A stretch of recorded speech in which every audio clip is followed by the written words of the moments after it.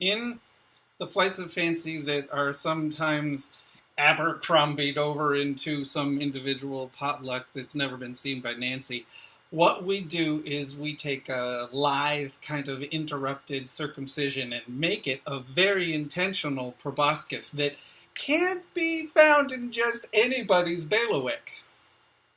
I have 13 or 14 sequential misanthropies that, when I provide them with an introduction to sort of basic and elementary prolonged disseminations, well, somebody or other is going to, in their kind of insistence on perpetual misogyny, they're going to say, whoa, misogyny, misogyny, misogyny, forever!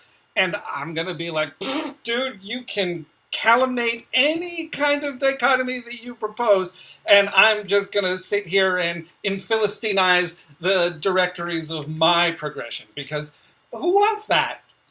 Not me. I saw a kind of speculative pre-perambulation happen between a, frenecular godsend kind of fellow and a sort of internecine regretful sidekick. And when they got together, it was like a fountain of aggressive, perpetual joy. In the resemblances that happen when anybody's horticultural predetermination likens itself to the moldy kind of moss-shaped preformations that are never considered when a marriage between a binding nomenclature and a non-binding hegemony are proposed or accepted or overturned or revealed. I don't like that. I'm not sure who does.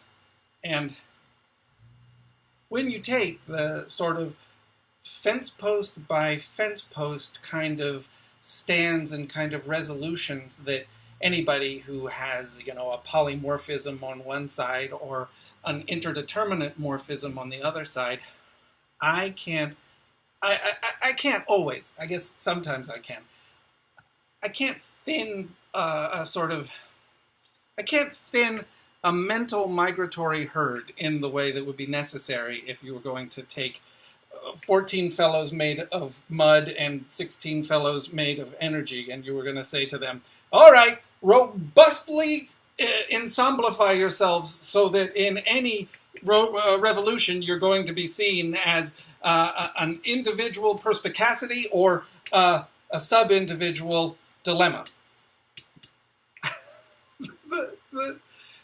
The kinds of people who would insist that they themselves delaminate the fancies that were birthed and retrospectively, inseminated, what other word? Retrospectively burgeoned, perhaps, with the kind of relish and the kind of saber rattling that anybody who kind of appreciates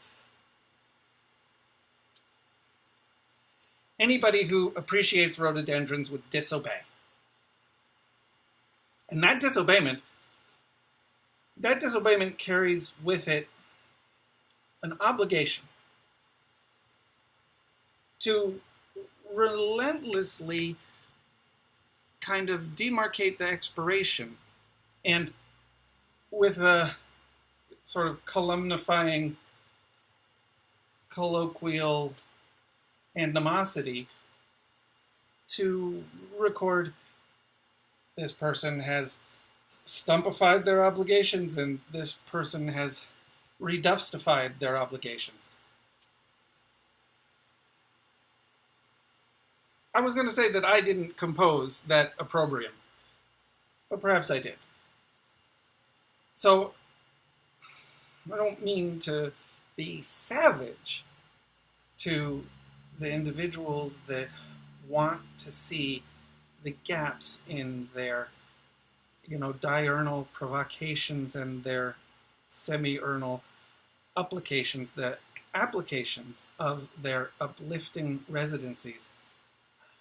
I haven't had these, and they haven't had these, and really we're all just pretending that we have sideways baskets that somebody can pour a flank in, and somebody can pour a rump in, and somebody can, in times when there's an expletive sort of vomited out of a cave of indecision and a lack of caring, in those times, what do we like? We like a little dance, we like a little jig, we like the people who understand how to like pluck out hairs on our head in a way that if they're reassembled, they become the friends that we most admire. Comments welcome.